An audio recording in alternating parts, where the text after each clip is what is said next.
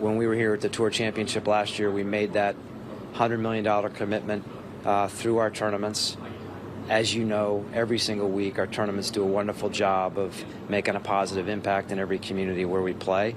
And collectively, we all wanted to use our tournament platform to make a difference as it relates to racial and social injustice. I know you and your staff are trying to make the game and the tour better. On that note, there have been some instances of maybe some boorish, disrespectful behavior out there by fans, especially as of late. How concerning is that for you, and what will the tour do about it? Yeah, I think I think that we've seen that across sports. And fan code of conduct is something, candidly, we were looking at prior to the pandemic, and we had developed our policies and guidelines with our Tournament Advisory Council. You know, we stepped away, and we came back without fans. We tabled that for some period of time. We've put that fan code of conduct out.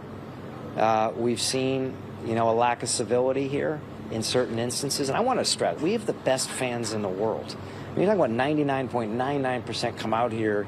They play the game. They understand its values. They act with respect. And they do a wonderful job supporting our tournaments. But I think the bottom line is that, at this point in time, we just want to make sure that everyone understands what our policy is, what our policies are, that it's something that we're communicating effectively, and that we want to create a great environment. Is that just a matter of getting the word out to the fans to make sure they understand it?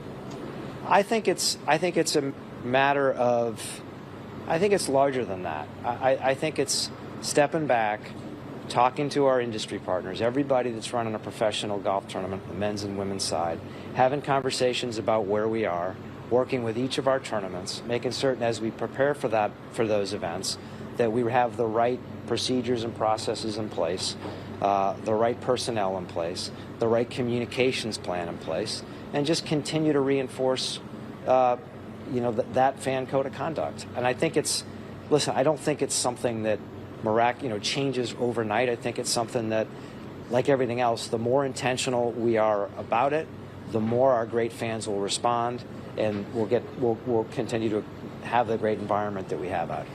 Yeah, and I want to touch on having respectful behavior. Just to be clear, you do not want fans verbally rooting against a player out there. Is that disrespectful? Listen, I think we all understand the difference between respect and disrespect. That's the beauty of the game. We learn the values of the game from the first moment we put a golf club in our hands. And so I think our fans know the answer to that. They know the difference between right and wrong. I think it's just a moment in time to, again, step back and say, appreciate what we have out here, and make certain that we're creating and contributing to the respectful environment that we're all seeking. Final thing that has been a bit of a hot button issue, and that is some players have refused to talk to the media, some even boycotting the media. And that's an opportunity to grow the tour, grow their brand. Is that a concern for you? I think when you use the word boycott, to me, I think that any player when a player is not talking to the media, to me it's a point in time. And when you're a player that's a star, you're young. I mean, life doesn't prepare you to be a superstar. Life doesn't prepare you for all the demands that come with being a superstar. And it's a process that I certainly know nothing about, but our athletes have to come to understand. And they evolve and they work through that. And that's how I think, our players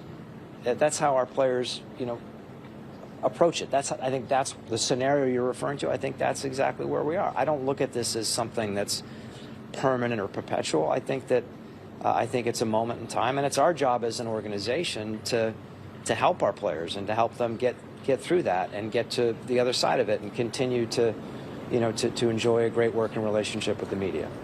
Well, Jay, this is going to be a great week. It's been a great season. As always, appreciate your time. Yeah, listen, thank you to you and everybody at the Golf Channel. You've been traveling away from your family. You've done a wonderful job.